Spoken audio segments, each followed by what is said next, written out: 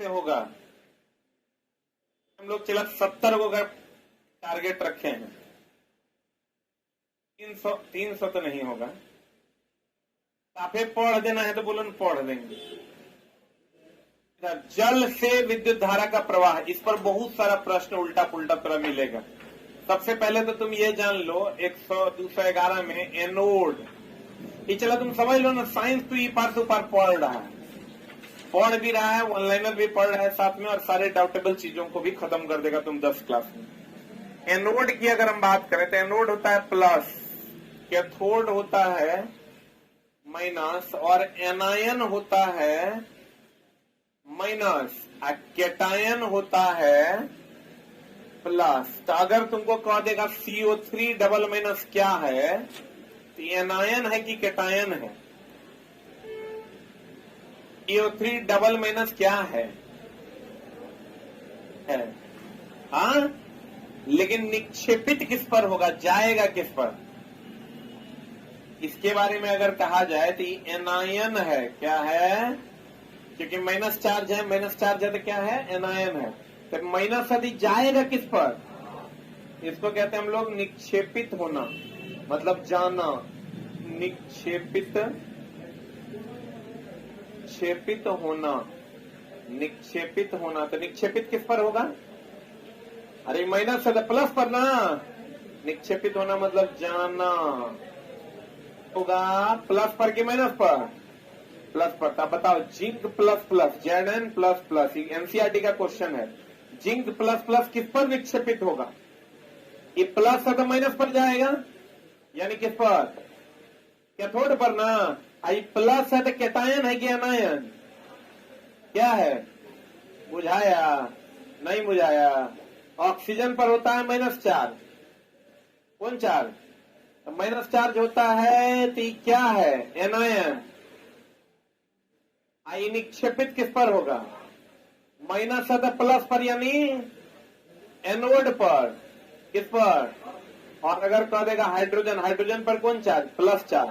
आप plus charge है मतलब ये क्या है? कैटायन। आप प्लस है तो निक्षेपित किस पर होगा? माइनस पर, कैथोड पर।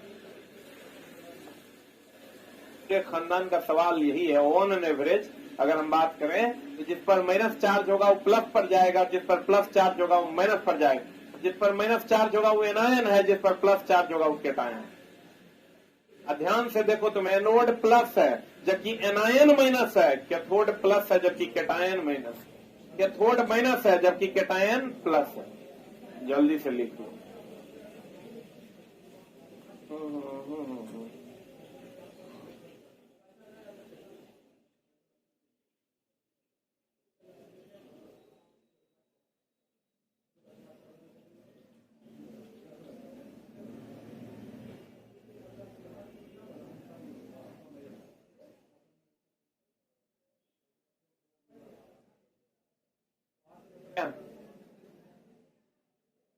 इस टॉपिक का ही थ्योरी यही है।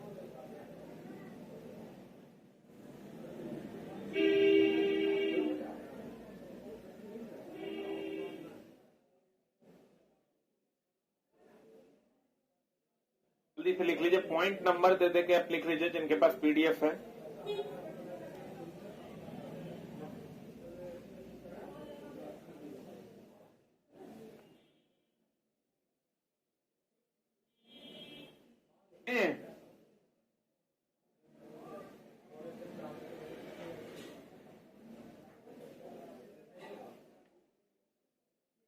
लिख लिए? क्वेश्चन कह रहा है, क्या कह रहा है ये प्रश्न? कह रहा है मेरी जान कि जल में से विद्युत धारा प्रवाहित करने पर O2 और H2 गैस क्रमशः धन और ऋण ध्रुव पर निकलता है, ऋण ध्रुव पर निकलता है। देखो, O पर होता है माइनस चार्ज, S पर होता है प्लस चार्ज। तो O पर माइनस यदि किस पर निकलेगा? माइनस यदि प्लस पर निकलेगा। हाइड्रोजन पर प्लस है तो किसकी ओर निकलेगा? माइनस। तो ये माइनस प्लस है तो यहाँ देखो प्लस माइनस है। ऐसा ही क्वेश्चन पूछता है, क्रमशः धन ऋण, ऋण धन, धन धन, ऋण ऋण। बुलंदे बना दीजिएगा ना। सस्ते धातु पर, अब देखो क्वेश्चन पूछता है किस धातु पर किस धातु की लेप लगाते हैं? सस्ते धातु पर महंगे धातु की लेप लगाते हैं। कभी भी चांदी पर सोने की लेप लगाएंगे? नहीं लगाएंगे। अगला, चांदी पर सोने का लेप लगाना है, लेकिन सोने पर चांदी का लेप नहीं लगाता। जब भी लगाना है सस्ते धातु पर महंगे धातु की परत चढ़ना विद्युत लेपन इलेक्ट्रोप्लेटिंग कहलाता है। और यह केवल और केवल किस पर होता है? डीसी पर। आज जिसका परत चढ़ाना होता है उसका लेते हैं एनोड। क्या लेते हैं? आज जिस पर परत चढ़ाना होता है उसका लेते हैं कैथोड। जल्दी से लिख लो, जिसका परत चढ़ाना है, जिस पर परत चढ़ाना है कैथोड।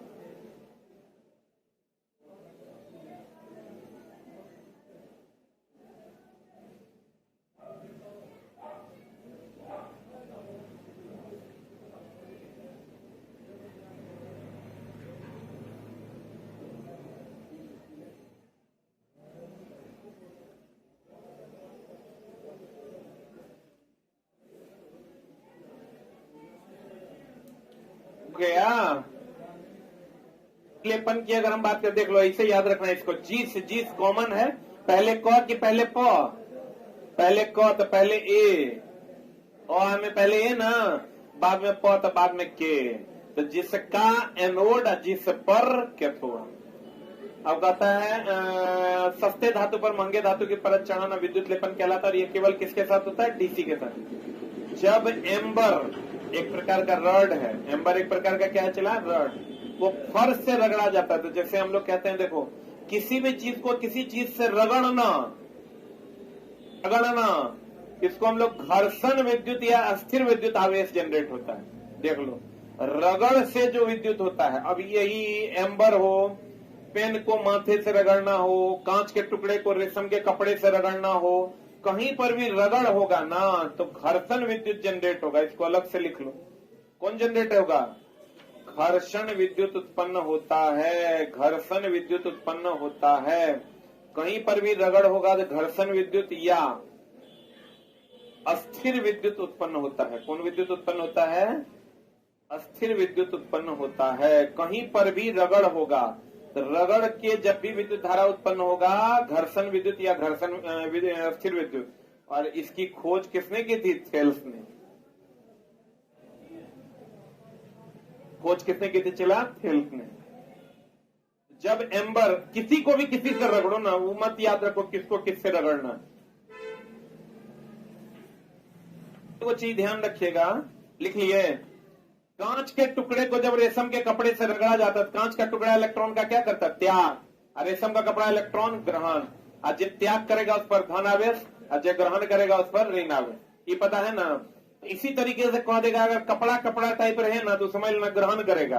कांच कांच रहे, ठोस का टुकड़ा रहे तो समझ लेना त्याग करेगा। जैसे यहां तुम देख लो, एम्बर एक प्रकार का रड है, तो रड है मतलब ये कांच का टुकड़ा हो गया, बोलवे नहीं करेगा। आई देखो, फर से रखो, फर से, फर समझते हो? रुइया। अरे फर मतलब रुइया, तो रुइया से रगड़ेंगे, रुइया कैसा बिहेव करेगा? रेशम के कपड़े के जैसा, बोलवे नहीं करेगा। कांच का टुकड़ा इलेक्ट्रॉन का त्याग की ग्रहण, और रेशम का कपड़ा इलेक्ट्रॉन ग्रहण। सजातीय आवेश, एक देखो, ये तो हम लोग कहते हैं ना, समान आवेश एक दूसरे को विकर्षित करते हैं और समान आवेश एक दूसरे को आकर्षित करते हैं। सुना है कि नहीं? प्लस प्लस में विकर्षण, प्लस माइनस में आकर्षण। तो सजातीय का मतलब भी समान ही होता है। विजातीय मतलब अलग अलग। सजातीय मतलब समान, विजातीय मतलब अलग अलग। कतः सजातीय आवेश एक दूसरे को प्रतिकर्षित, यानी सजातीय मतलब प्लस प्लस, खाली वर्ड बदल देगा। और विजातीय आवेश एक दूसरे को क्या करते हैं? आकर्षित। चुंबक की पहचान विकर्षण है, याद रखना। चुंबक की पहचान जो है, चुंबक की पहचान जो है, ये क्या है? विकर्षण। चुंबक की पहचान क्या है? चला विकर्षण।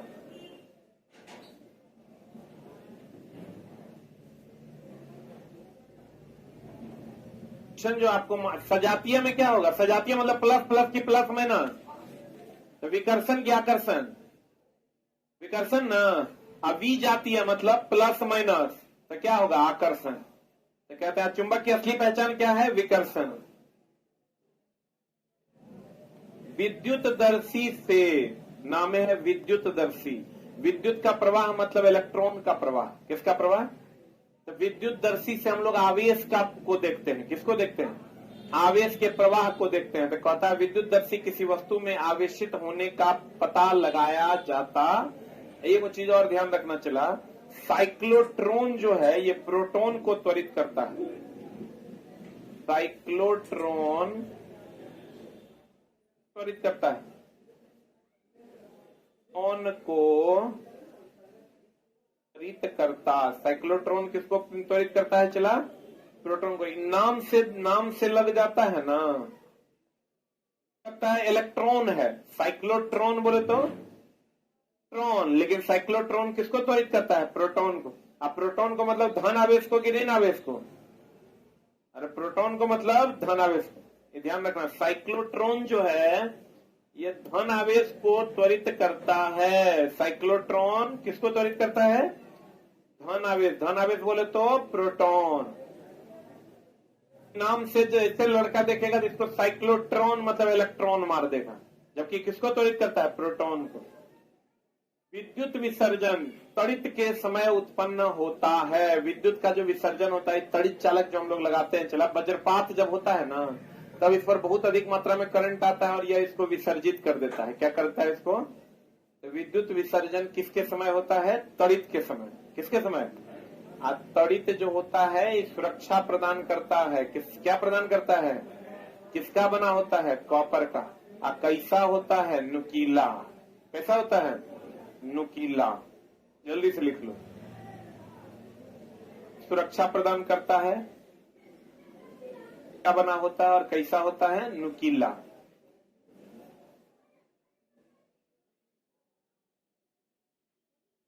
बीपीएससी फेज 3 का एग्जाम में चला कुछ ना कुछ गड़बड़ी तो हुआ है। अब पता नहीं क्या, शायद कैंसिल नहीं करने का बयान दे दिया गया है। एग्जाम तो चला कैंसिल होना ही चाहिए, अभी तक क्लियर नहीं ना किया है। एग्जाम एकदम कैंसिल होना चाहिए। बताओ, एडमिट कार्ड के पीछे में जो है नीरज चोपड़ा फलना चिल्ला लिखल है। कितना कितना बुद्धि वाला लड़का है कि कहने सुनने से बाहर। आज तो वो लड़का चला मेरे साथ गेम खेल गया, आया और हमको बोला ना कि मेरा पर्स जो है खो गया। क्या हमको जो है घरों जाने के लिए पैसा नहीं। ठीक है, कितना भाड़ा है तुम्हारा? तो बोला कि सर 300 दे दिए। बोले लो घर चल जाओ। तो फिर बोलता नहीं सर भूखले जाएंगे, भोरे पहुंचेंगे। हम लोग बात तो उचित कह रहा है। 100 दे दिए। बोला सर 100 में आजकल कहाँ खाना मिलता है। 100 और दे दिए, 200 दिए। तो बोला कि सर मेन उद्देश्य तो जिसके लिए आए थे पटना वो काम होवे नहीं किया, फिर तो भाड़ा लगा के आना ही पड़ेगा। हमने क्या उद्देश्य था? बोला सर किताब लेना था। हम बोले कौन किताब? बोला ब्रह्मास्त्र सर 3 गो जो आपका आया है वही लेना है। हम ले रहे 3 गो एक ब्रह्मास्त्र दिलवा दो। फिर कहता है सर एगो बात बोलने, गुस्साइएगा ना। हम बोले बोलो। बोला सर मेरे पास 3rd एडिशन वाला साइंस है, तनी 4th वाला एगो दे दीजिए। मजाक में 2000 का चूना लगा गया वो हमको। हंस भी रहा था। हम ले बाद में हमको लगा ही छोटा इतना हंस के बतिया रहा है, मतलब हंस के 2000 ले लिया वो हमको। एक बार बोलता था हम नहीं देते, बारी तनी करके। पहले 300 भाड़ा, फिर 200 खाने का। एक पर एक तेज बच्चा। आज सुबह में आया, चला एकदम बच्चा था वो, एकदम बच्चा, मतलब समझ लो मैट्रिक पास करके वो इंटर फर्स्ट ईयर में था। कितना छोटा बच्चा है वो। आया हमको बोला ना सर प्रणाम। हम बोले बोलो तुम तो मेरे यहाँ पढ़ता है क्या? तुमको नहीं देखे हैं? ना सर हम आपके यहाँ पढ़ते न। बोलो ना क्या समस्या है? बोला सर एक बात कहें। हम बोले बोलो। सर ये मोबाइल जो सर खरीदना है, ये मोबाइल हैंग करता है। मोबाइल खरीदना बाबूजी पैसा लो। सुनने में आया सर मोबाइल खरीदने के लिए आप पैसा देते हैं। अगला सोचो कितना बीपी मेरा बड़ा होगा। ये वो रहता कि अपना बच्चा है, मोबाइल फूट गया, गिर गया, हरा गया, दे देते 2-4-5 हजार जाओ खरीद लेना। लेकिन ये मेरा स्टूडेंट नहीं है। हमको बाद में तो छोटा मोबाइल खरीदने के लिए हम पैसा देंगे, बाबूजी से मांगो। इतना ना मतलब मुंह बना लिया हो कि लास्ट में हमारा 3,000 टका दिए। ऐसा केस भी आता था। हम पूछे ये बात तोरा किए बोला? बोला हमारे भैया, हमारे रूम पार्टनर बगल में है ना, वही बोले कि उनके पास जाओ ना, वो कुछ दे देंगे। कहते हैं विद्युत विसर्जन में तड़ित, तड़ित बोले तो ये सुरक्षा के लिए होता है, कॉपर का बना होता है। और कैसा होता है? नुकीला। तथा दुर्बल भूकंप क्षेत्र को कौन क्षेत्र भी कहते हैं? भ्रंश क्षेत्र। कौन क्षेत्र कहते हैं? भ्रंश क्षेत्र। चला हिमालय वाला भाग सब जो है वो सब भ्रंश क्षेत्र में आता है, जहां अधिकतर भूकंप आने की संभावना बनी रहती है। भारत में केंद्रीय हिमालय, समस्त पूर्व, कच्छ कारण, राजस्थान का सिंह गोमा के मैदान तथा दक्षिण भारत के कुछ भाग दुर्बल भूकंप क्षेत्र में आते हैं। याद रखिएगा।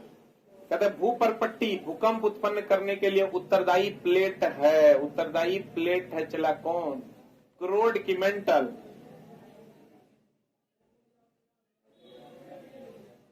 और जिसको आप क्रोड भी कहते हैं।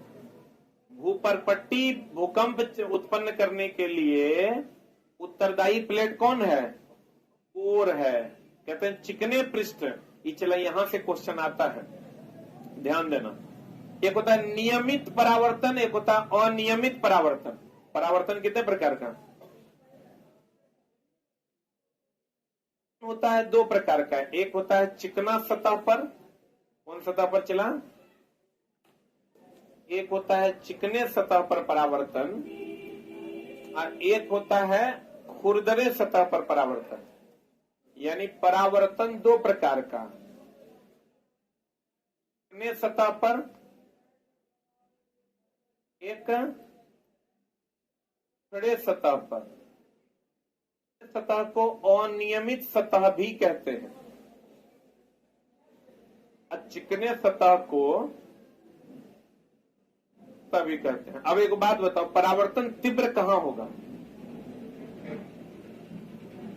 चला तीव्र परावर्तन होता है यहां पर, मंद परावर्तन होता है। जल्दी से लिख लो। परावर्तन का नियम किस दर्पण के लिए मान्य है? सभी दर्पण के लिए। एनसीईआरटी का क्वेश्चन है, परावर्तन का नियम किस दर्पण के लिए मान्य है?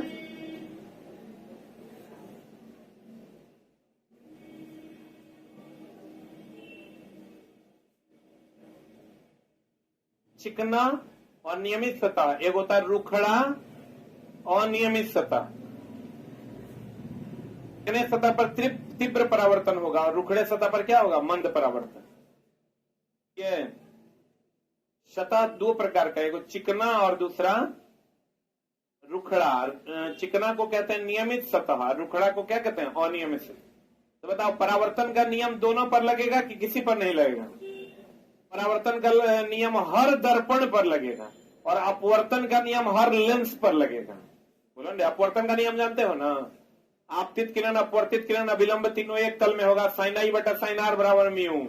अब परावर्तन का नियम है आपतन कोण परावर्तन कोण के बराबर, आपतित किरण परावर्तित किरण अभिलंब तीनों एक तल में। पता है नहीं?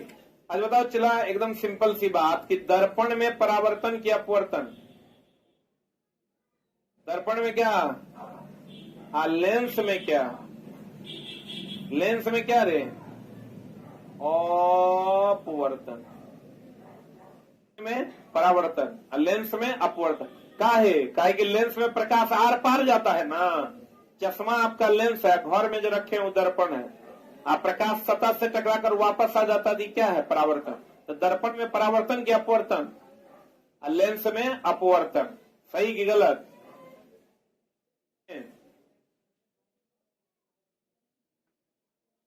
देखो, चिकने पृष्ठ पर हमेशा नियमित परावर्तन की अनियमित परावर्तन, क्योंकि चिकने सतह को हम लोग नियमित सतह भी कहते हैं। बोले वे नहीं करे। खुरदरे या अनियमित पृष्ठ से विसरित परावर्तन या अनियमित परावर्तन होता है। परितारिका, परितारिका जानते हो? ये आंख है आपका। लोग ये जानते हैं कि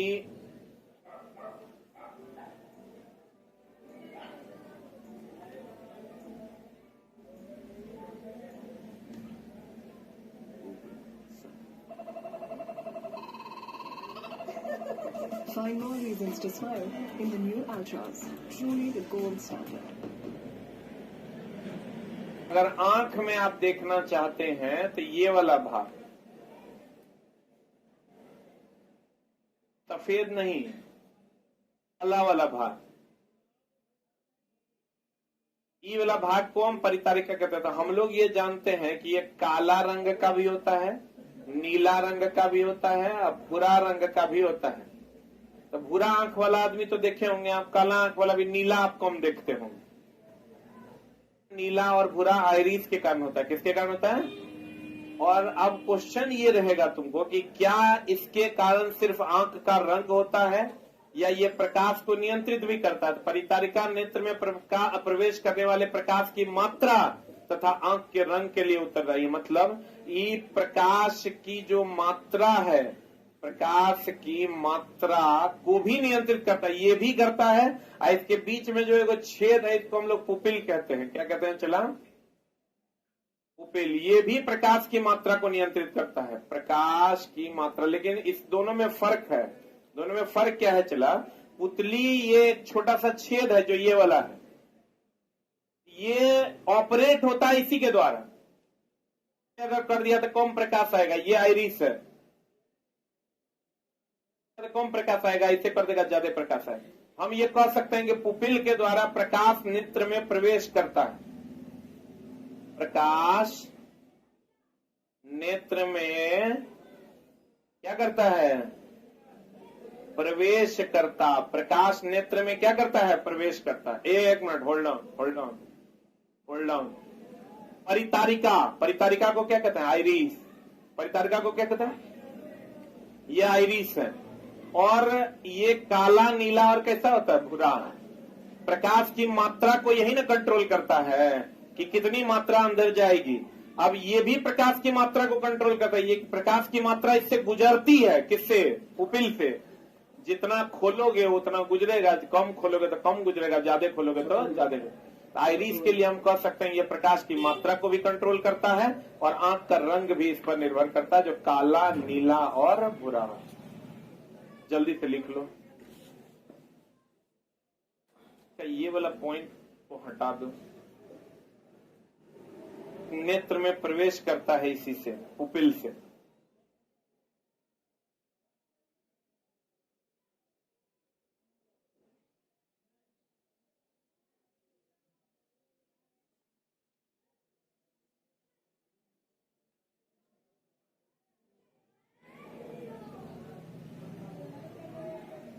क्या?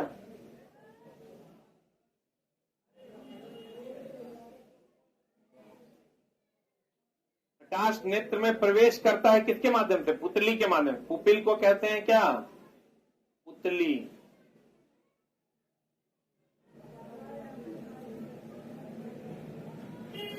को क्या करते हैं? चला पुतली।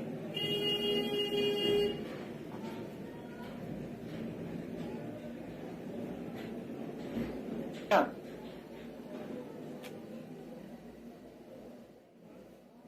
हाँ, अब देखो चला, आंख में ये जो आपका रेटिना है, आपका चला जी कॉर्निया है। ये क्या है? सबसे बाहरी भाग को क्या कहते हैं? कॉर्निया। इसी को हम लोग नेत्रदान में यूज करते हैं। किसमें यूज करते हैं? सबसे पीछे वाले भाग को क्या कहते हैं? रेटिना। इसमें दो प्रकार की कोशिका है, एक क्षण कोशिका, एक होता है शंकु कोशिका। चला, क्षण कोशिका को ही शलाकाएं कहते हैं।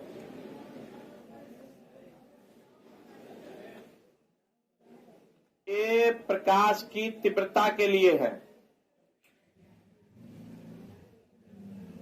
प्रकाश की तीव्रता के लिए। शंकु कोशिका प्रकाश के रंग के लिए। एक बात बताओ, रात में जो आप किसी चीज को देखिएगा तो आपको तीव्र प्रकाश चाहिए कि कम प्रकाश चाहिए?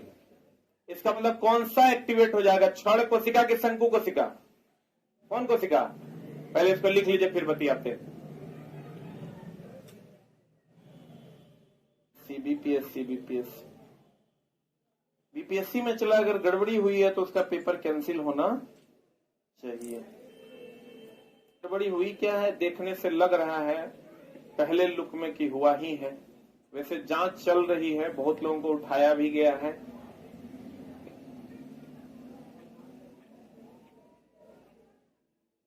सरकार को चला इन सब चीजों पर, सरकार तो कानून भी बना दी।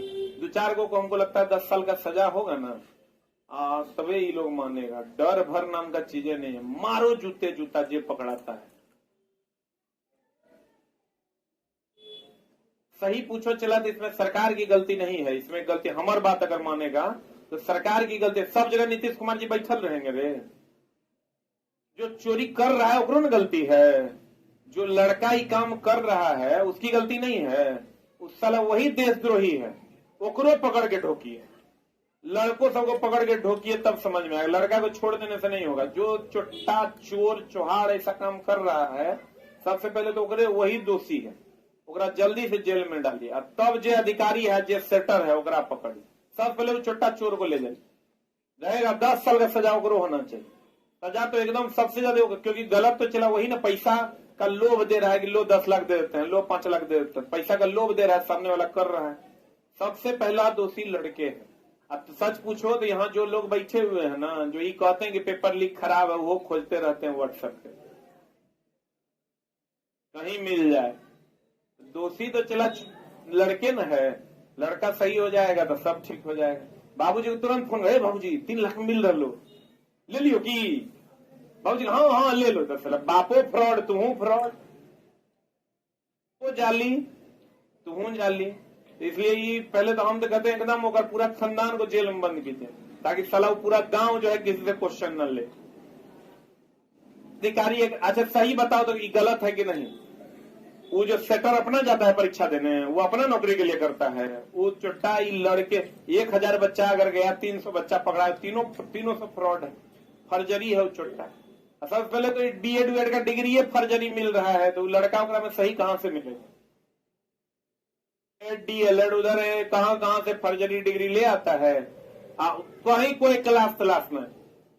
पहले तो पटना में जो चल रहा है BEd DLEd वाला सब रहा है कि भैया पैसा दीजिए या डिग्री ले जाए, कहता यूनिवर्सिटी के रजिस्टर चेंज हो जाएगा, इतना फीस दीजिए, बैक डेट में सब एंट्री वेंट्री सब हो जाएगा। ऐसा नहीं संदेह काम हो रहा है, पास नहीं चलाना करवाने के लिए।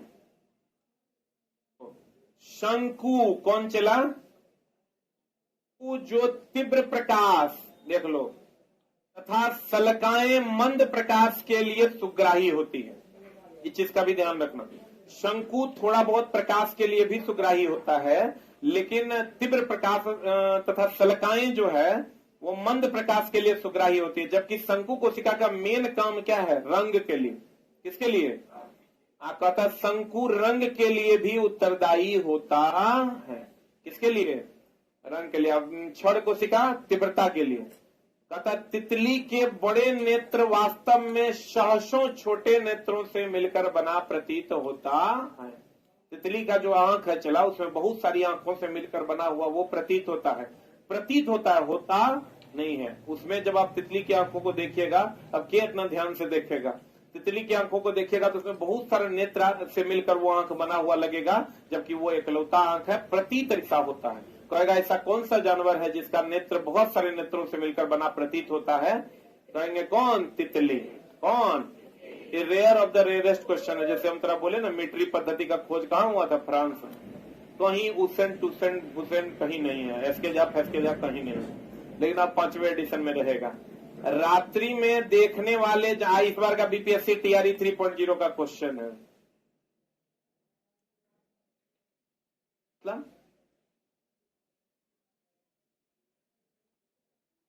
सहसों मतलब बहुत सारे, सहसों मतलब बहुत सारे। कहते हैं रात्रि में देखने वाले जंतु के रेटिना में बड़ी संख्या में कौन कोशिका? क्षण कोशिका। क्यों होती है बड़ी संख्या में क्षण कोशिका? क्योंकि क्षण कोशिका प्रकाश की तीव्रता के लिए रंग। अच्छा बताओ, रात में देखना है तो किस कोशिका का यूज करेगा? रंग देखने वाला का, कि ज्यादा प्रकाश तीव्र हो उसका। यानी इसका मतलब रात में देखने के लिए क्षण कोशिका के शंकु कोशिका। हम बोले थे क्षण कोशिका जो है ये प्रकाश की तीव्रता की रंग, शंकु कोशिका प्रकाश के रंग के लिए जिम्मेवार है। तो रात में हमको प्रकाश की तीव्रता चाहिए ज्यादा कि रंग चाहिए ज्यादा? इसका मतलब रात में देखने के लिए किसका उपयोग ज्यादा करेंगे? क्षण का, शंकु का, कोण। अगर मान लो कहीं पर लाल हरा नीला देखना है तो तब शंकु का ज्यादा है, क्षण का कोण। ये तो सब जानता है कि रेटिना पर बना प्रतिबिंब वास्तविक उल्टा और वस्तु से छोटा होता है। और रेटिना में दो प्रकार की कोशिका होती है, एगो क्षण कोशिका, एगो शंकु कोशिका। क्षण कोशिका प्रकाश की तीव्रता के लिए, शंकु कोशिका प्रकाश के रंग के लिए। आप क्वेश्चन दे देगा, बताइए रात में देखना है किस कोशिका का ज्यादा प्रयोग करेंगे? लड़का का आगे माई तो पढ़वे नहीं किए हैं, क्षण कोशिका, क्योंकि क्षण कोशिका प्रकाश की तीव्रता के लिए उत्तरदायी होता है और शंकु कोशिका प्रकाश के रंग के लिए। रात में देखने के लिए कौन कोशिका? क्षण कोशिका। दिन में देखने के लिए शंकु कोशिका। मतलब कम रोशनी में देखना है तो क्षण कोशिका का यूज करेंगे, लेकिन बहुत ज्यादा नहीं। लेकिन रात में अगर देखना है तो कौन कोशिका? क्षण कोशिका।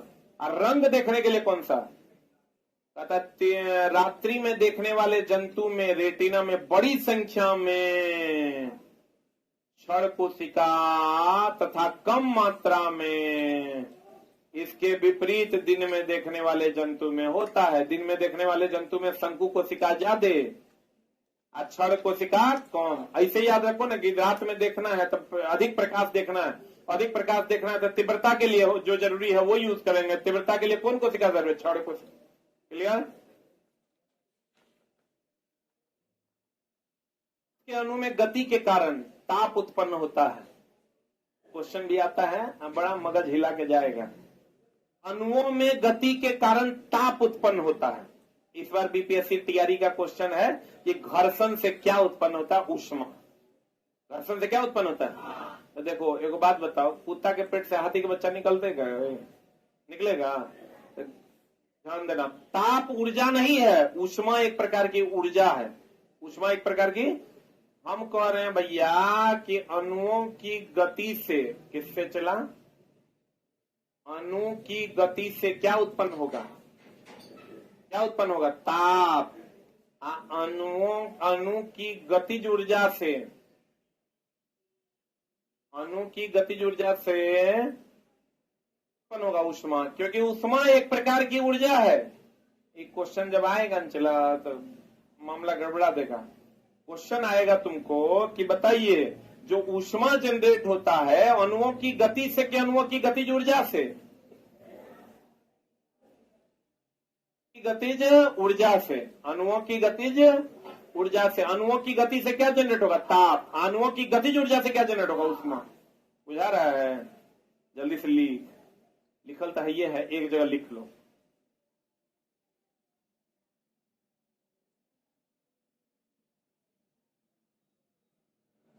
चला समझ लो, मेरे किताब का स्टैंडर्ड को बहुत हाई फाई में लेके चला जाएगा। तुम पढ़ रहे हो तो तुम्हारे स्टैंडर्ड को भी आगे ले जाएगा।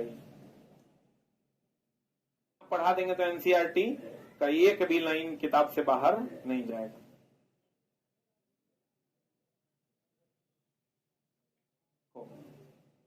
कह सकते हैं कि अणुओं की गति से ताप उत्पन्न होता है। अरे इधर अणुओं की गति से क्या उत्पन्न होता है? ताप। लेकिन ताप से गतिज ऊर्जा बढ़ जाती है। ये दोनों अलग अलग लाइन। जैसे अगर टेम्परेचर आप बढ़ाइएगा, क्या बढ़ाइएगा? टेम्परेचर बढ़ाइएगा तो गर्म खाने की गंध तेजी से फैलती है कि धीरे धीरे? तेजी से फैलती है। इसका मतलब ताप बढ़ाने से अणुओं की गतिज ऊर्जा बढ़ जाती है। दोनों अलग अलग बात है। लेकिन देखो बढ़िया से, गतिज ऊर्जा का संबंध ताप से है, लेकिन यहां ताप का संबंध गति से है। अलग अलग है। हम कहते हैं अणुओं की गति बढ़ेगी तो क्या बढ़ेगा? ताप बढ़ेगा। और इसका मतलब ताप जब बढ़ेगा तो अणु में वेग बढ़ेगा। अब वेग बढ़ेगा तो गतिज ऊर्जा बढ़ेगी कि नहीं बढ़ेगी? अगर कोई भी चीज को गर्म करते हैं तो उसके गैस के अणुओं का वेग बढ़ेगा। अणुओं का वेग बढ़ेगा तो उसकी गति बढ़ेगी, और गति बढ़ेगी तो उसकी गतिज ऊर्जा बढ़ेगी। कहेगा ताप, अणुओं के गति से ताप उत्पन्न होता है और अणुओं की गतिज ऊर्जा से क्या जनरेट होता है? ऊष्मा। क्या जनरेट होता है? लेकिन जब तापमान बढ़ाएंगे तो अणुओं की गतिज ऊर्जा क्या हो जाएगी? बढ़ जाएगी। है क्योंकि गर्म खाना तेजी से वातावरण में फैलता है। तापमान के बढ़ने से कणों की गतिज ऊर्जा क्या हो जाएगी? बढ़ जाती है। क्लियर है? तो विभिन्न पदार्थ के कणों का स्वतः मिलना क्या कहलाता है? विसरण। अब देखो फिर अलग पर लाइनें अलग है। लाइन डायरेक्ट एनसीईआरटी का है।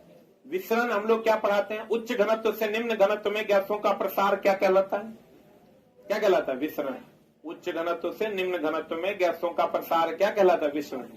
ऐसा एकमात्र मेथड है विसरण जिसमें स्वतः घुल मिल जाता है। जैसे आप सेंट की बोतल को खोल लीजिए, कुछ मत कीजिए, कोई प्रेशर वगैरह नहीं दीजिए, खोल लीजिए, वो अपने वातावरण में घुलने लगेगा। उच्च घनत्व है या निम्न घनत्व? गैस सिलेंडर को खोल लीजिए, वो अपने घुलने मिलने लगेगा। इसका मतलब स्वतः घुलने मिलने का गुण भी क्या है? विसरण। या उच्च घनत्व से निम्न घनत्व या उच्च सांद्रता से निम्न सांद्रता में गैसों का प्रवाह भी क्या है? विसरण। अब ताप बढ़ जाएगा तो विसरण बढ़ जाएगा कि घट जाएगा? अभी तुरंत बताए थे, ताप बढ़ जाएगा तो विसरण भी बढ़ जाएगा। है पक्का।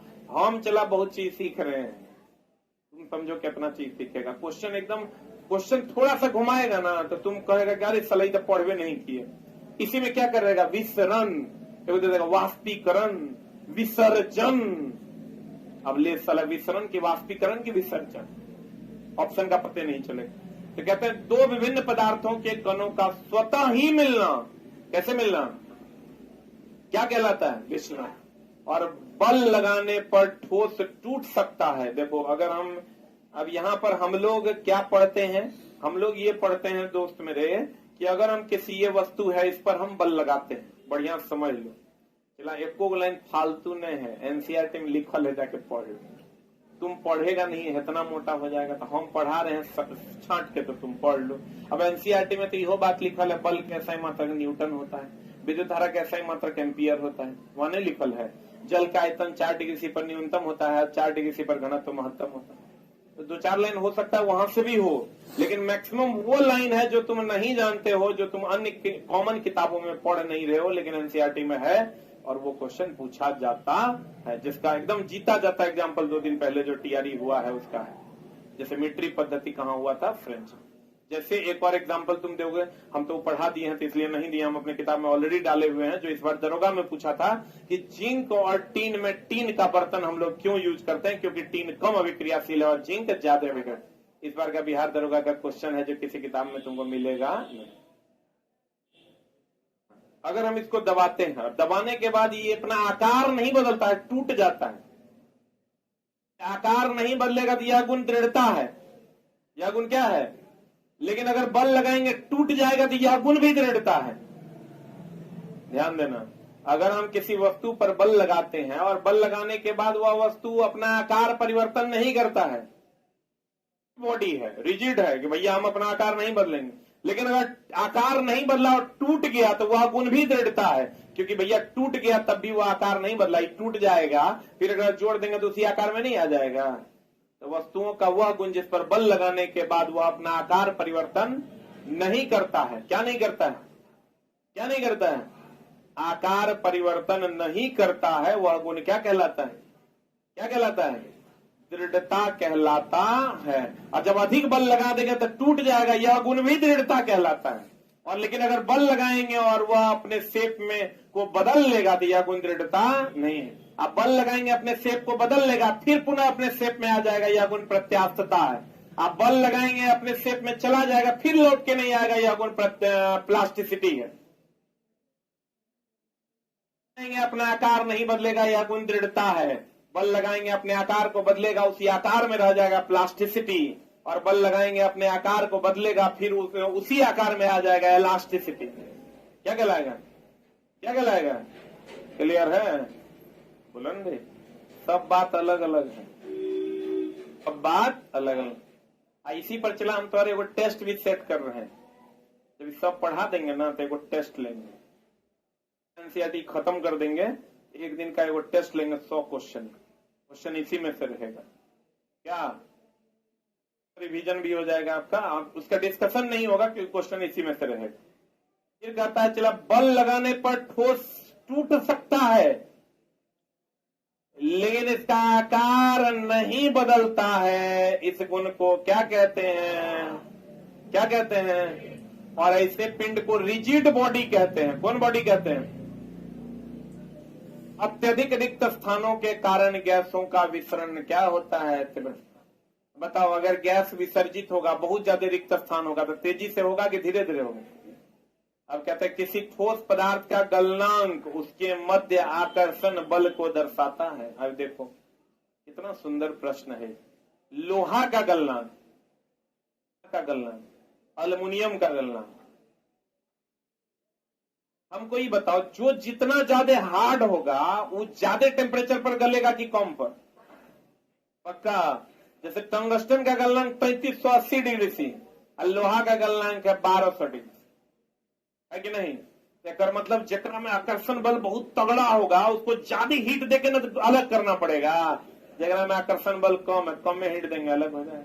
इसका मतलब आकर्षण बल जो है वो गलनांक पर निर्भर करता है।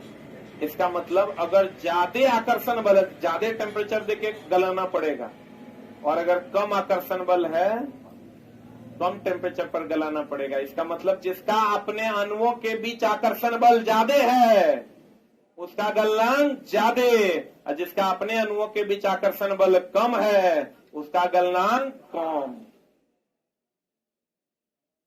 रहा है ये बोरा में जा रहा है।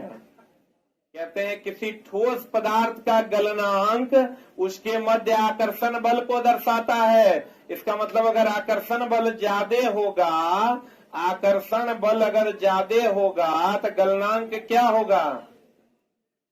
गलनांक ज्यादा होगा। जो जिसमें आकर्षण बल अगर ज्यादा होगा, आकर्षण बल अगर अधिक होगा तो कठोरता बढ़ेगा कि घटेगा? बढ़ेगा ना, क्योंकि जितना ज्यादा आकर्षण बल होगा कठोरता उतना ज्यादा होगा। बुझाइए नहीं रहा? बोलो न रे। तो आंसर जल्दी से इसको लिख लो। आकर्षण बल गलनांक के सीधे क्या होता है? समानुपात।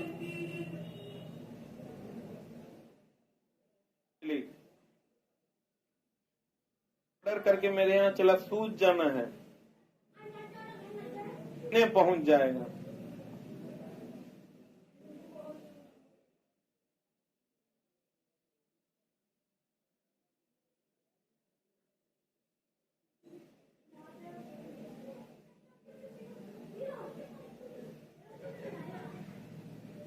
धरती का सबसे गंदा आदमी तो हम है।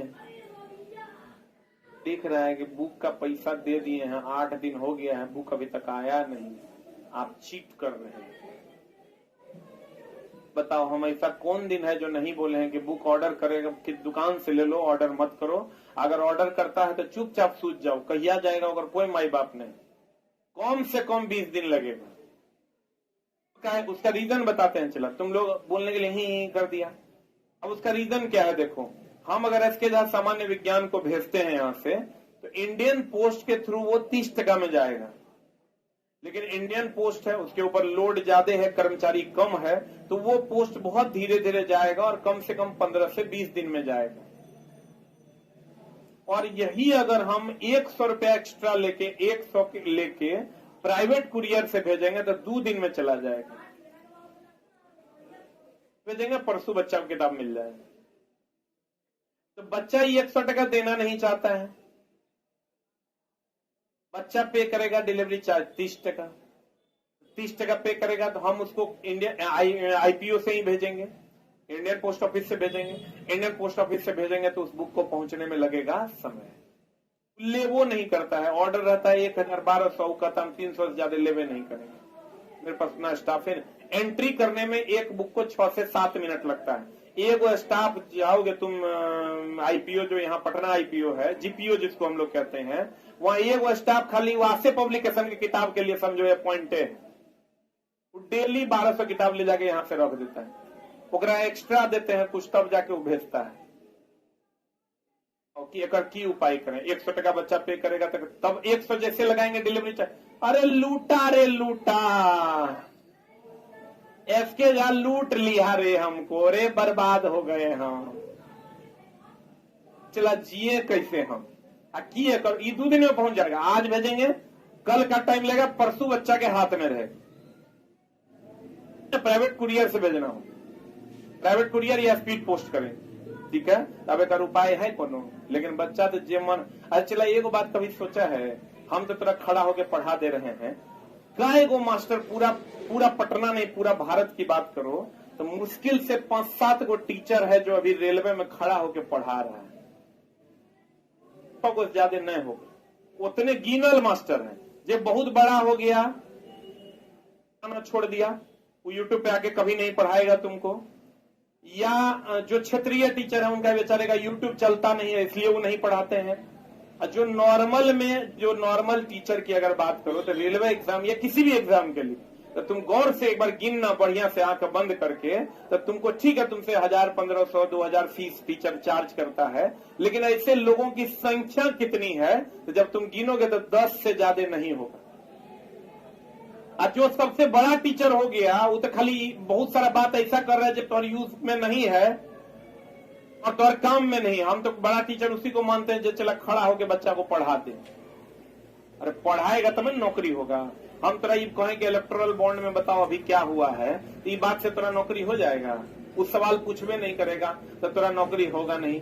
हम तोरा वही सब बात कहेंगे, जिंदगी जीना कैसे है ये बताओ। अरे साला जिंदगी बाद में जिएंगे, पहले नौकरी कैसे होगा ये बताओ। पहले चला नौकरियन जरूरी है। तो जो एकदम अपने आप को जिसको लगता है कि हम बहुत बड़े टीचर हैं, वो यूट्यूब पे आके तुरंत नहीं पढ़ाएगा। ओकर पेड कोर्स 1 लाख रुपए में मिलेगा तुमको। जो यूपीएससी वाले टीचर लोग हैं तुम देख लो, 1 लाख रुपए में ओकर पेड कोर्स है। या अन्य टीचर भी है जो अपने आप को बहुत बड़े टीचर मानते हैं, उन लोगों ने यूट्यूब पे आना बंद कर दिया। जब एसएससी की वैकेंसी आ गई तो भैया 3 दिन आके पढ़ा देना है, 5 दिन आके पढ़ा देना है, 10 क्लास ले लेना है, कोर्स बेच लेना है, फिर वैकेंसी खत्म, अपना क्लास चल रहा है। यूट्यूब पे आना बंद। यूट्यूब पे फिर कब आना है? देखो महा बदलाव हो गया, देखो आज एसएससी ने पादा, आज एसएससी ने हई किया, आज एसएससी ने हऊ किया। ये सब बात कहने के लिए आएगा, लेकिन कोई वही लल्ला तुम्हारे लिए बेनिफिटेड है जो तुमको खड़ा होके कंटेंट पढ़ा देगा, चाहे वो हम हो या कोई और हो। लेकिन चला तुम जितना बड़का टीचर है वो एक लाइन में कहता है सर, वो सब नहीं होता है। जब वैकेंसी आए ना तो 10 दिन माहौल बना के पढ़ा देना है और सब बच्चा ले लेना है। उसके बाद बच्चा कहाँ जाएगा? फिर तो माहौल ठंडाइए जाता है, नहीं पढ़ाना। चलो तू एक बार आंख बंद कर, अब बढ़िया से तू सोच, हम तेरा गिनती करवा देंगे। नाम लेना संभव नहीं है, तुम जान रहे हो लाइव है क्लास। 10 गो टीचर नहीं पूरा पाओगे जो तेरा खड़ा होकर कंटेंट पढ़ा रहा है। हमने कहा है कि 9:20 का क्लास हम रेगुलर लेंगे, मतलब लेंगे, वो फिक्स है कि लेवे करेंगे। 1 घंटा टाइम तो बच्चों को तो बहुत आसान लगता है। हम 1 घंटा वही टाइम अगर दूसरे बैच में देंगे तो कम से कम 1 CR कमाएंगे, 1 करोड़। चला बिना 1 से 1.5 करोड़ से कम में बच्चे नहीं पढ़ाते हैं। अब तोरा बता दे, हम पढ़ाते हैं, लेकिन चला 1 CR कमाएंगे। अब तोरा फ्री में आके डेली पढ़ा रहे, खड़ा होके पढ़ा रहे हैं ना, तो तू छोटा हमरे कहता है 300 मंगा, नहीं 200 मंगा, नहीं पैसा लेंगे तभी पढ़ाएंगे, हम तोरा कह रहे हैं। और 1 घंटा तोरा बोले ना फ्री पढ़ाएंगे। तुम खाली जोड़ लो कि काय को टीचर पूरे भारत में है जो तोरा 1 घंटा खड़ा होके खाली पढ़ा देता है। तू 10 से बाहर नहीं जा पाएगा। भारत का बात कर रहे हैं, चला पटना का नहीं।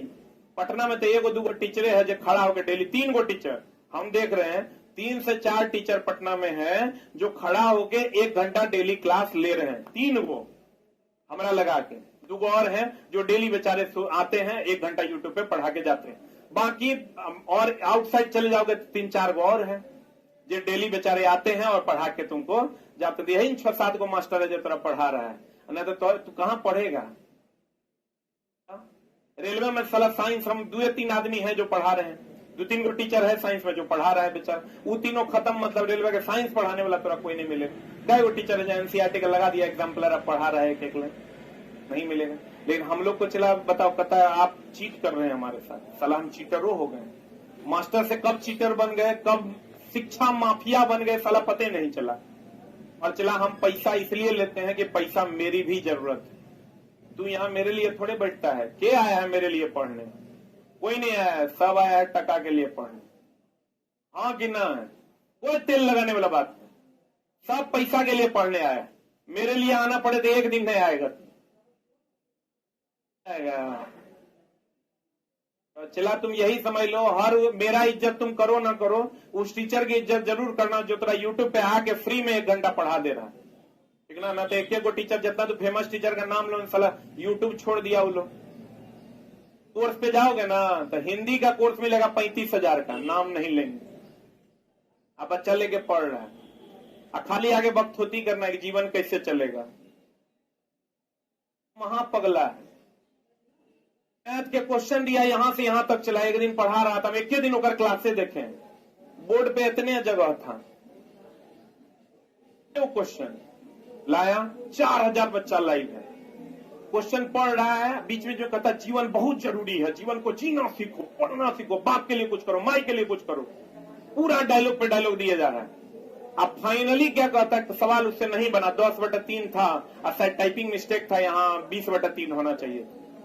फाइनली सवाल उनसे नहीं बनाते, कहते हैं देखो इसमें कहीं ना कहीं एरर है, टाइपिंग एरर है क्वेश्चन में, लेकिन जिंदगी जीना बहुत जरूरी है। अच्छा लग गया, लारे साला तो साफे में बच्चा को ठग रहा है, लेकिन बच्चा क्या कर रहा है, बच्चा वही कर रहा है जो बच्चा को करना है। इसलिए चला, हम चीटर नहीं है, हम पहले बोल देते हैं जिसको बुक करना हो 10 से 12 दिन, 15 दिन, 18 दिन, 20 दिन लगे, नहीं तो नहीं बुक करो, दुकान से दो। अत्यधिक रिक्त स्थानों के कारण गैसों का विसरण तीव्रता से होगा कि धीरे धीरे होगा। तथा किसी ठोस पदार्थ का गलनांक उसके मध्य आकर्षण बल को दर्शाता है। किसी ठोस के गलने की प्रक्रिया, ये तो महाभिवियाई चला। एक चीज का ध्यान रखना, 1 मिनट, अवस्था परिवर्तन में कहेगा क्या नियत रहता है, अवस्था परिवर्तन में आप क्या रहता है, नियत रहता है, और अवस्था परिवर्तन में दी गई उष्मा को गुप्त उष्मा कहते हैं। अवस्था परिवर्तन दी गई उष्मा चला उष्मा,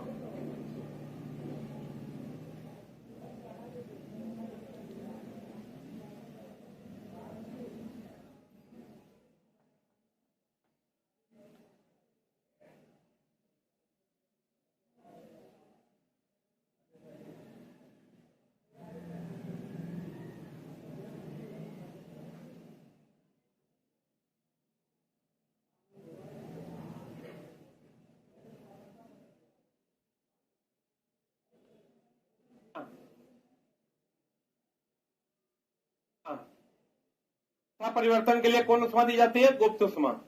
अवस्था परिवर्तन के दौरान ताप क्या रहता है, नियत। ठोस के गलने की प्रक्रिया में ऊष्मा का अवशोषण होता है, बताओ चला, फिर ये अलग अलग बात हो गया। ठोस की गलने की प्रक्रिया में तापमान क्या रहता है, समान, ये तो अलग बात है। ठोस जब गलेगा तो कैसे गलेगा बताओ, ताप और उष्मा में अंतर है, पता है ना। हाँ, ताप के, उष्मा के बढ़ने से ताप बढ़ता है, जैसे पानी के बढ़ने से स्तर बढ़ता है, वैसे उष्मा के बढ़ने से ताप बढ़। एक बात बताओ, हम ठोस है, हमको गलना है, तो उष्मा ग्रहण करेंगे कि नहीं करेंगे, उष्मा ग्रहण करेंगे, जबकि ताप स्थिर रहेगा अवस्था परिवर्तन के दौरान। अगर हमको अवस्था परिवर्तन करके पिघलना है तो हम उष्मा को क्या करेंगे, ग्रहण करें। कहते हैं ठोस के गलने की प्रक्रिया में उष्मा का क्या होता है, अवशोषण होता है, और उष्मा को गलन, संगलन की प्रसुप्त गुप्त उष्मा कहते हैं। उष्मा कहते हैं, उष्मा का गलन या संगलन जो होता है, इसको हम लोग कौन उष्मा के द्वारा डिनोट करते हैं, गुप्त उष्मा, जिसका फॉर्मूला होता है Q = ml। अवस्थाएं यानी ठोस, द्रव और गैस दाब और तापमान के द्वारा तय होती है। बड़ा बढ़िया क्वेश्चन है। चला एक बात बताओ, टेम्परेचर बढ़ा है, ठोस है, ठोस को गर्म कीजिएगा, इसका ताप बढ़ाइएगा तब नहीं द्रव में बदलेगा, और द्रव को गर्म कीजिएगा तब ना वाष्प में बदलेगा, बोलवे नहीं करेगा। तो बताओ टेम्परेचर जो है ये किसके बढ़ने से बढ़ता है, प्रेशर के बढ़ने से। ले लीजिए, जबकि प्रेशर के बढ़ने से टेम्परेचर कैसे बढ़ता है, आप ले लीजिए कुकर, कुकर जान रहे हैं, कुकर में अगर आप प्रेशर बढ़ाइएगा तो टेम्परेचर क्या होता है, बढ़ता है। जब भाप का प्रेशर बढ़ जाता है तो टेम्परेचर बढ़ता है कि घटता है, बढ़ता कि घटता, भाप का प्रेशर बढ़ाने से टेम्परेचर क्या हो जाता है, बढ़ता है। इसका मतलब अगर टेम्परेचर बढ़ेगा तो प्रेशर बढ़ेगा, टेम्परेचर घटेगा तो प्रेशर क्या होगा, घटेगा। तो मेरे दोस्त कहते हैं अवस्था कब बदलेगा, ठोस ध्यान देना। अब अभी तुम कहोगे पिछला ये सब गुड़ ज्ञान है, बढ़िया समझ लो। ठोस द्रव में बदलेगा तभी हम बोले तापमान नियत रहेगा, द्रव गैस में बदलेगा तो तापमान क्या रहेगा, नियत रहेगा। लेकिन कब, जब एग्जैक्ट ठोस द्रव में बदल रहा होगा तब। ठोस जो द्रव में बदलने के लिए तैयार होगा तो अपने तापमान को बढ़ाएगा। क्या द्रव जब गैस में बदलने के लिए तैयार होगा तो भी अपने तापमान को बढ़ाएगा, लेकिन वह समय जब द्रव गैस में बदल रहा होगा उस टाइम तापमान नियत रहेगा। तो आप बताओ, ठोस को गर्म होना है तो उसमें सोसी की छेपी, इसका मतलब इधर से इधर जब जाएगा तो उसमें सोसी की छेपी। ये क्वेश्चन थोड़ा मिलता होगा, चला हम भी करवाए हैं बहुत बार साइंस टेस्ट में। उसमें छेपी चला जब जब जब जब जब जब जब जब जब गैस से बनेगा द्रव तो ठंडा करना होगा कि गर्म? द्रव से बनेगा ठोस तो और ठंडा करना होगा। ठंडा करना होगा तो उष्मा निकालना होगा, उष्मा निकालना होगा तो उष्मा छेपी नहीं करेगा। इधर देखो, इधर इधर इधर बढ़िया समझना, ये क्वेश्चन मिलेगा तेरा। ठोस द्रव में बदलेगा, द्रव किस में बदलेगा, गैस में। तो गर्म करना होगा कि ठंडा? तो गर्म करना होगा तो उष्मा लेगा तब ना गर्म करेगा, उष्मा शोषी। जब गैस द्रव में बदलेगा, ठोस में बदलेगा, ठंडा करना होगा, ठंडा करना होगा तो उष्मा निकालना होगा, और उष्मा निकालना होगा तो क्या हो जाएगा, उष्मा छेपी। बोलो हाँ, जल्दी से लिख लो।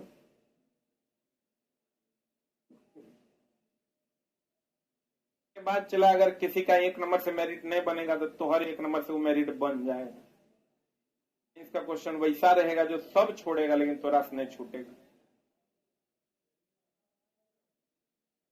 जब ये हम में वैल्यू ऐड कर रहा है तो तुम्हारे में कितना कर देगा। ये मेरे में वैल्यू ऐड हो रहा है तो तुम्हारे में भी बहुत ज्यादा हो जाएगा। अच्छा एक बात बताओ, एकदम सिंपल, गरम करेंगे तो उसमें लेंगे कि देंगे? तो गरम कर, ठोस को गरम करेंगे, द्रव, द्रव को गरम करेंगे गैस, तो उसमें शोषी। और ठंडा करेंगे तो उसमें निकालेंगे, तो निकालेंगे मतलब उसमें छेपी। एक एटमॉस्फेरिक प्रेशर बराबर होता है 1.01 into 10 to the power 5 pascal. याद है ना? हाँ,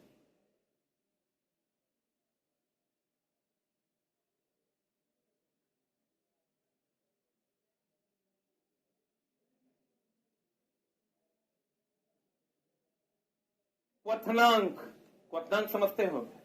क्वथनांक मतलब किसी चीज का खोलने का जो बिंदु होता है उसे हम लोग क्या कहते हैं, क्वथनांक। एकदम झोल है। कोई चीज जिस बिंदु पर गलता है उसे क्या कहते हैं, गलनांक। क्या कहते हैं, गलनांक कहते हैं। कोई चीज जैसे पानी 100 पर खोलता है उसको क्वथनांक पानी का हो गया 100 डिग्री से। पानी का क्वथनांक कितना हो गया, 100 डिग्री। कहते हैं क्वथनांक से कम तापमान पर, जैसे मान लो पानी का क्वथनांक कितना है, 100 डिग्री सी, इससे कम तापमान पर द्रव के वाष्प में परिवर्तित होने की प्रक्रिया। द्रव, ये क्वेश्चन आता है, वाष्पीकरण किस तापमान, एनसीईआरटी का क्वेश्चन है, वाष्पीकरण किस तापमान पर होता है? निम्न तापमान पर, उच्च तापमान पर, क्वथनांक पर के सभी तापमान पर। आप कहोगे ये कैसे गुरुजी, ये एनसीईआरटी का क्वेश्चन है। बोलोगे गुरुजी कैसे? तो किसी चीज को तुम गर्म करो तो गर्म करोगे, जैसे तुम आग जलाओगे ना थोड़ा थोड़ा वाष्प निकलना शुरू हो जाएगा। तो बोलो हाँ कि ना? आप कभी खाना बनाए हैं ना? डेली बनाते होंगे तो लाज नहीं लगता है रोटी बेलने में? आज क्या लगना है? बोले मेरा कर्म है। कर्मो ऐसा मिला रोटी बेलने वाला रहे। लेकिन कोई बात नहीं, भगवान तुम्हारी आत्मा को शांति दे। मेरे दोस्त की कम क्वथनांक से कम तापमान पर, यानी वाष्पीकरण किस बिंदु पर, निम्न पर की, मध्यम पर की, उच्च पर की, सभी पर। लिख लो, वाष्पीकरण सभी तापमान पर होता है।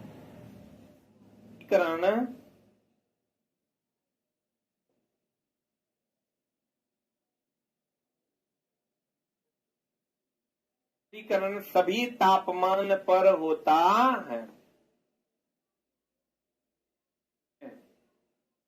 अब देखो चला, कहता है क्वथनांक से कम तापमान पर द्रव के वाष्प में परिवर्तित होने की प्रक्रिया को क्या कहते हैं? वाष्पीकरण। तथा क्वथनांक पर या क्वथनांक से ऊपर वाष्प में बदलना क्या कहलाता है? वाष्पन।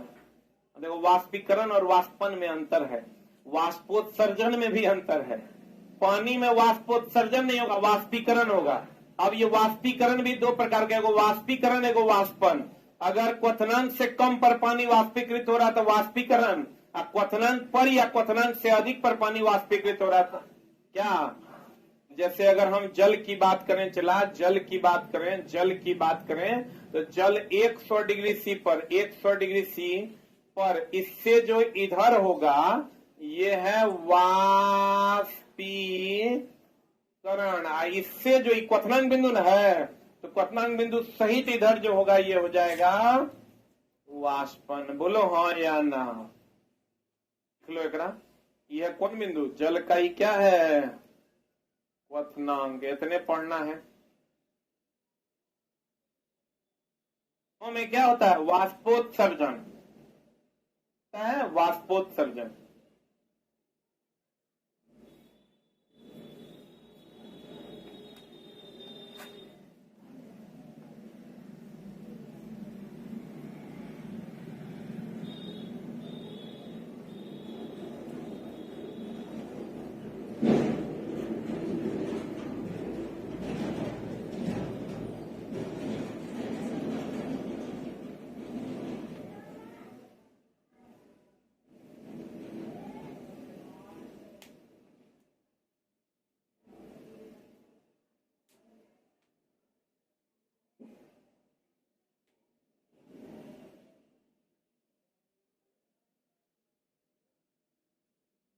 वाष्पीकरण एक कैसी घटना है? सतहीय घटना। और वाष्पीकरण पानी का वाष्पीकरण होगा कि वाष्पोत्सर्जन? वाष्पोत्सर्जन किसमें होता है? वेपोरेशन और इवेपोरेशन अलग अलग है। वेपोराइजेशन का मतलब हुआ वाष्पीकरण, इवेपोराइजेशन का मतलब हुआ वाष्पोत्सर्जन। बोलो ना रे, ये समझ गया? 100 डिग्री सी से इधर वाष्पीकरण, 100 पर या 100 से अधिक वाष्पन। अब वाष्पीकरण एक सतहीय घटना है।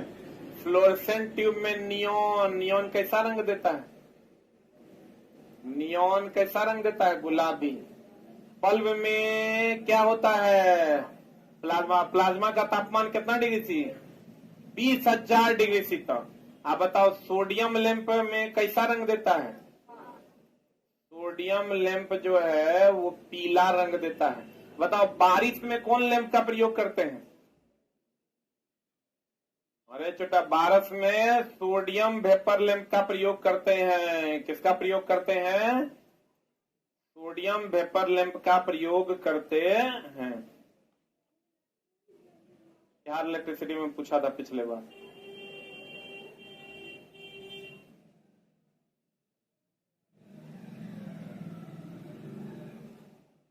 चला, पदार्थ की पांचवी अवस्था का नाम क्या है? Bose-Einstein conduction. प्लाज्मा। पदार्थ की चौथी अवस्था है प्लाज्मा, और पदार्थ की जो पांचवी अवस्था है बोस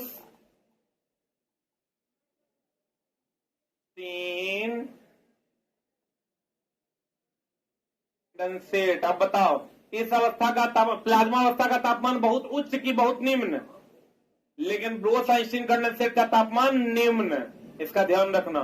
कहते हैं कम घनत्व तथा कम ताप पर पदार्थ को ठंडा करने से बोस-आइंस्टीन कंडेंसेट तैयार किया जाता है।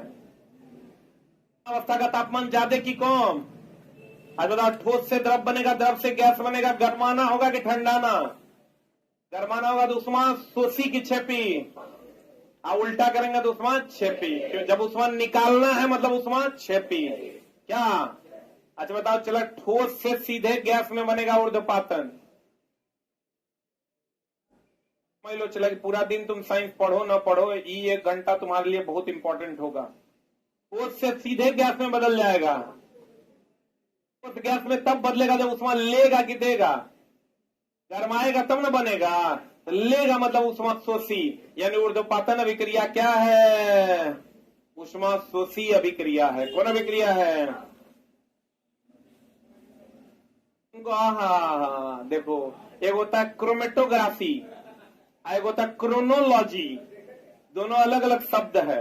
रंगों को अलग करना क्रोमेटोग्राफी और समय की पहचान करना क्रोनोलॉजी। दोनों अलग अलग है।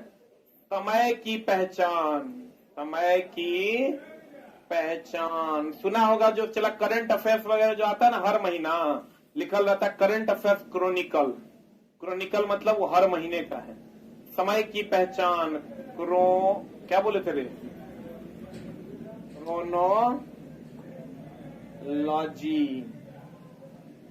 की पहचान, क्रोनोलॉजी। और मेरी जान, रंगों को पृथक करने की प्रक्रिया क्रोमेटोग्राफी। रंगों को पृथक करने की प्रक्रिया क्या, क्रोमेटोग्राफी।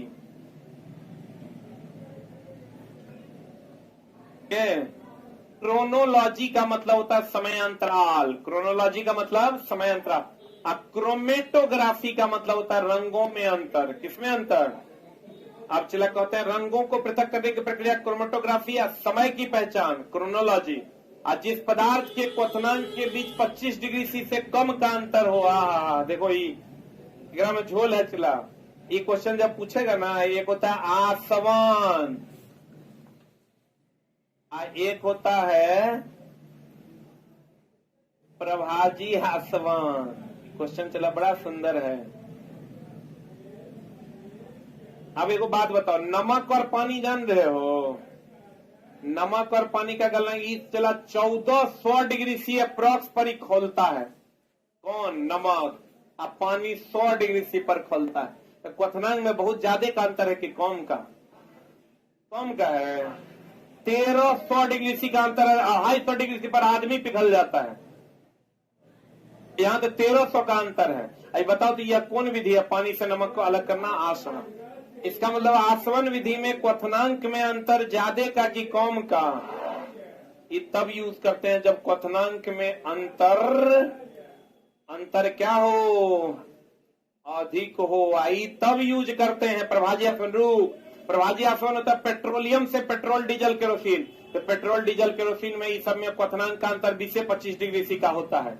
एक का जितना होगा दूसरे का उस सब में 25 डिग्री सी का अंतर है। इसका मतलब क्वथनांक में अंतर कम की ज्यादा? क्वथनांक में क्या रहेगा? क्वथनांक में अंतर कम। जल्दी लिख। Cashback, coupons, discounts, low rates only on Agoda. Agoda.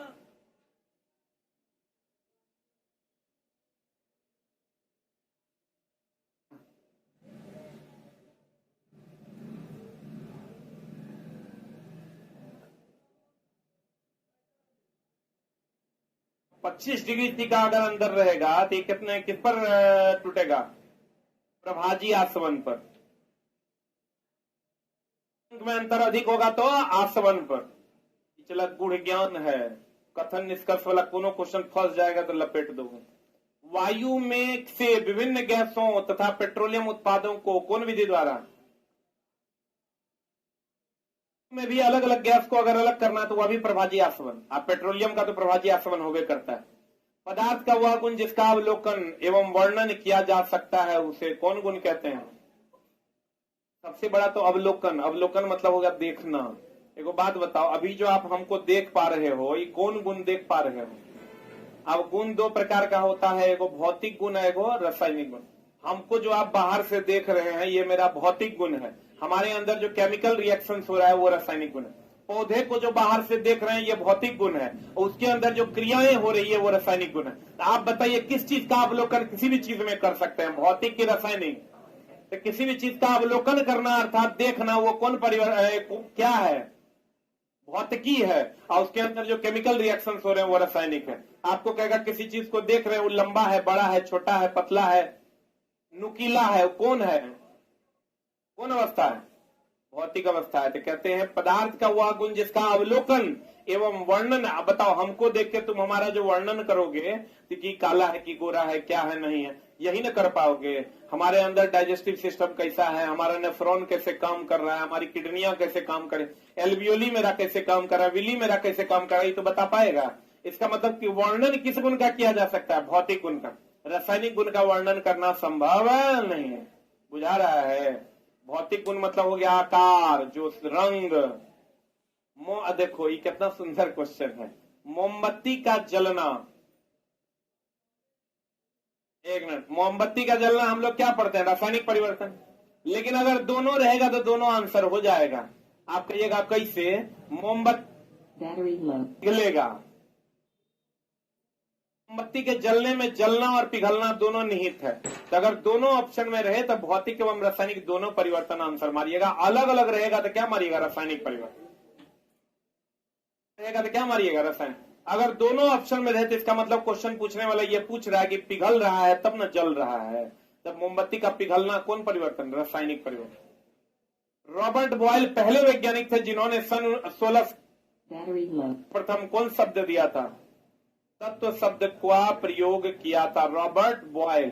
अणु शब्द का प्रयोग ओस्टवाल्ड। परमाणु शब्द का प्रयोग डेमोक्रिट्स। बात करें पर जिन्होंने तत्व शब्द का जो परिचय है, तत्व शब्द का परिचय कौन दिया था? Robert Boyle. और अगर परमाणु शब्द का परिचय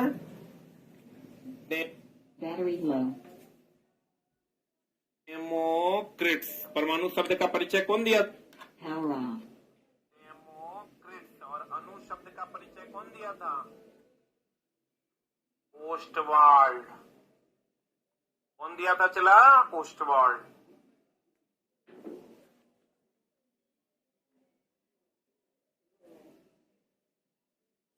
हो गया। तत्व का परिचय कौन दिया था? Robert Boyle. परमाणु शब्द का परिचय कौन दिया था? कौन दिया था रे? डेमोक्रिट्स।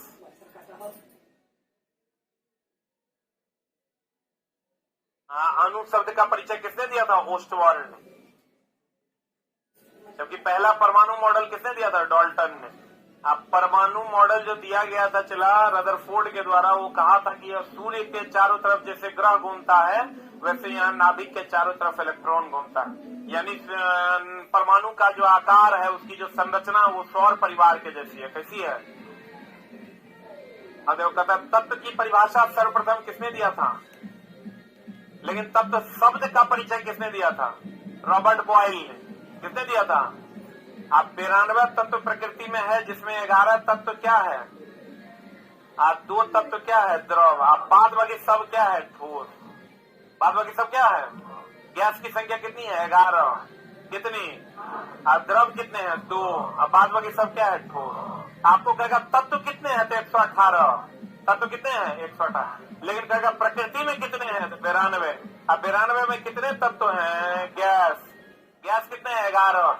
अब 2 को तो द्रव ब्रोमीन सबको पता है, पारा और ब्रोमीन। ये किस अवस्था में पाया जाता है? द्रव अवस्था। पारा धातु है जो द्रव अवस्था में पाया जाता है। अब ब्रोमीन और धातु है जो द्रव अवस्था में पाया जाता है। इस सबको रटा हुआ होगा। लेकिन अब आप ये जानिए कि 92 तत्व प्रकृति में पाए जाते हैं, जिसमें 11 तत्व गैस है, 2 तत्व द्रव है। आप बाद बाकी सब क्या है? क्या है? तो कितने तत्व पाए जाते हैं? 92। कितने? और कितने तत्व गैस है? 11। कितने तत्व द्रव है? 2। बाद बाकी सब क्या है? ठोस। अब प्रकृति में कहेगा कितने तत्व है? 118। हाँ, कितने तत्व है कहेगा तो 118। प्रकृति में कितने तत्व है? 92। कितने तत्व हैं? 118। कितने तत्व हैं? 118। कितने तत्व हैं? कितने? हाँ, लिख लो। लिखना।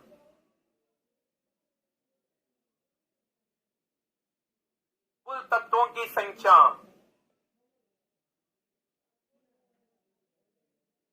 कुल तत्वों की संख्या 118 है, जबकि प्रकृति में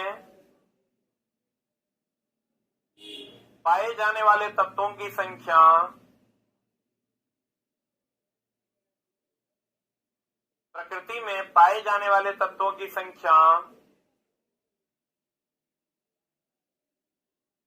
92 है।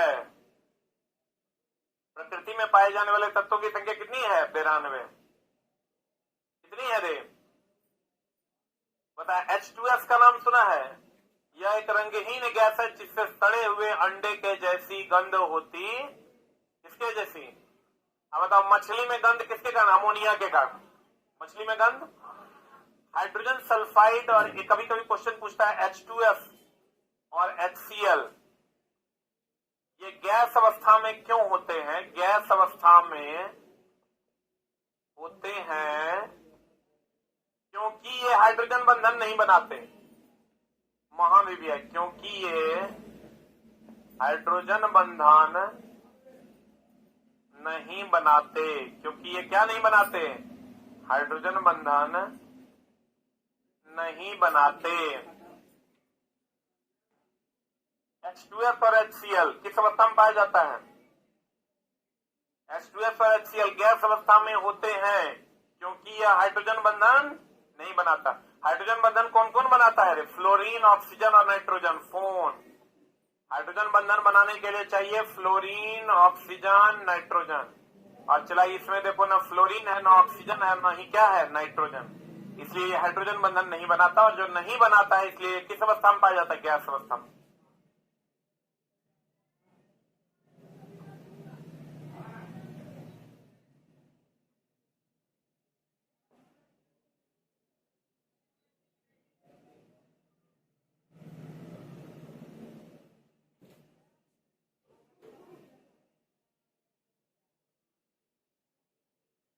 हो गया? अरे हुआ?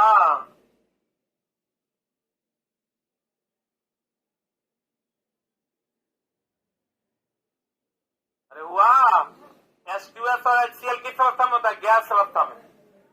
क्योंकि ये हाइड्रोजन बंधन नहीं बनाता। हाइड्रोजन बंधन कौन बनाता? 3 गो, फ्लोरीन, ऑक्सीजन, नाइट्रोजन। अब बताओ, इसमें फ्लोरीन है क्या? ऑक्सीजन है क्या? नाइट्रोजन है क्या? इसका मतलब ये हाइड्रोजन बंधन नहीं बनाएगा। यौगिक को केवल रासायनिक या विद्युत रासायनिक प्रतिक्रिया के द्वारा क्या किया जा सकता है? अलग किया था। इसीलिए तो क्वेश्चन पूछता है H2O को किस विधि द्वारा अलग करते हैं? कहते हैं विद्युत रासायनिक विधि द्वारा। क्योंकि H2O यौगिक है। यौगिक कहते किसको हैं?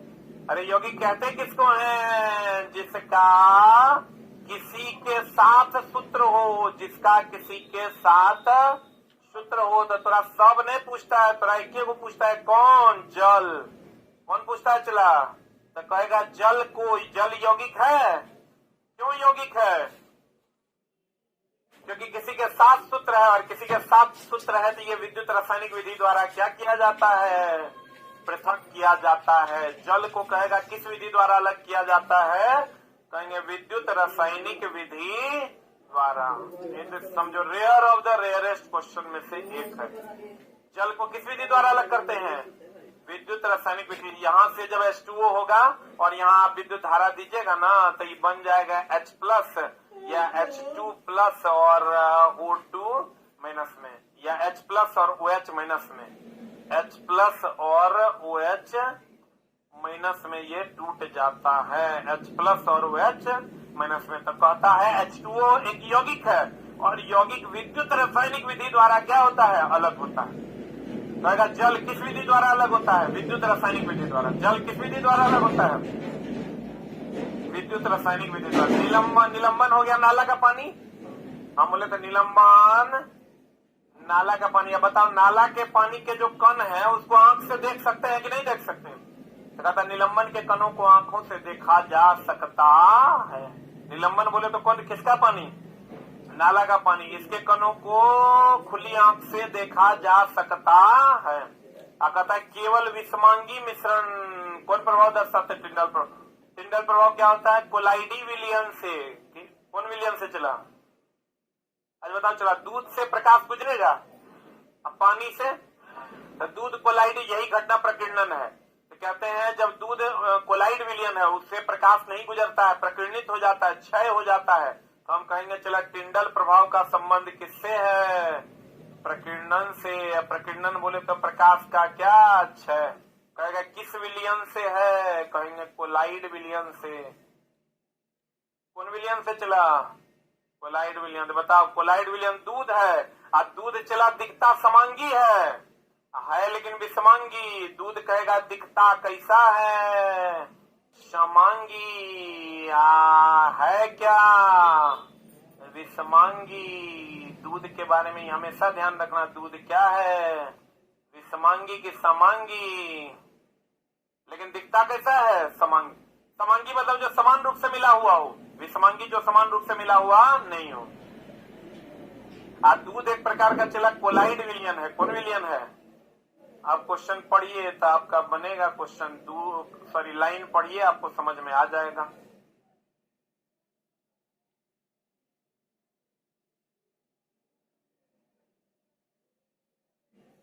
ये सब क्वेश्चन चला पूरा हॉल में, एक आध लड़का बनाएगा कि दूध विषमांगी है, क्योंकि कहीं पर सही तरीके से इसका कॉन्सेप्ट दिया हुआ नहीं। दूध विषमांगी इसलिए है चला कि दूध में जो वसा की गुल्लियां होती है वो मिलती नहीं है, इसलिए दूध दिखता कैसा है?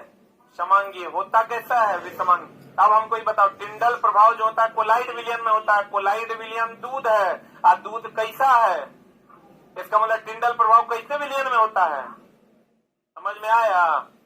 कोलाइड विलियन टिंडल प्रभाव जो होता है उसमें प्रकाश का प्रकीर्णन यानी क्षय, और प्रकाश का प्रकीर्णन यानी क्षय यानी दूध में। किसमें? दूध में। और दूध कैसा विलियन है? विषमांगी। इसका मतलब टिंडल प्रभाव कैसे विलियन में होता है? विषमांगी मिश्रण में। अरे बुझा रहा है? टिंडल प्रभाव कैसे मिश्रण में होता है? कैसे में? टिंडल प्रभाव विषमांगी मिश्रण में होता है। कुछ फायदा हो रहा है कि नहीं? कि बल कैसे मतलब न्यूटन है? यही चला तू सब जानता है हीरे का चमकना पूर्ण आंतरिक परावर्तन। जे सब जानता है तो रिजल्ट कभी नहीं होगा। जे लोग नहीं जान पा रहा है, जिस क्वेश्चन को लोग जब क्वेश्चन ही पूछेगा चला टिंडल प्रभाव समांगी के विषमांगी, लड़का का ये कौन क्वेश्चन कहने से लाया है? बनवे नहीं करेगा। चला टिंडल प्रभाव पहले बच्चा नहीं जानता। टिंडल प्रभाव मतलब प्रकाश का क्षय। ये होता है दूध में। दूध है कोलाइड विलियन। कोलाइड विलियन है मतलब वो कैसा है? विषमांगी। कोलाइड विलियन कैसा है? विषमांगी। क्लियर है? बुलंदे आज टारगेट गड़बड़ा गया। पढ़ाने में चला बड़ी मजा आ रहा है, इसलिए गड़बड़ा जाए। पढ़ देंगे तब तो बोलो ना एक दिन में खत्म कर देंगे। स्पीड ठीक है ना? थोड़ा बहुत लेकिन बढ़ा देंगे। आज की कार्रवाई यहीं तक, फिर कल मिलेंगे 6:20। इस सप्ताह में लेकिन कंप्लीट करने की कोशिश करेंगे।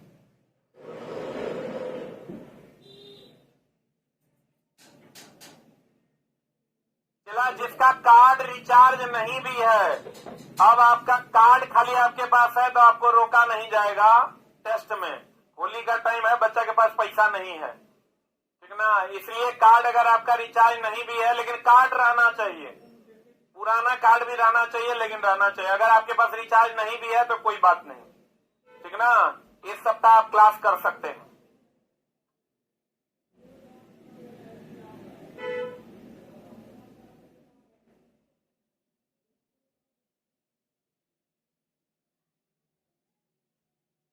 अभी होली में हमको लगता है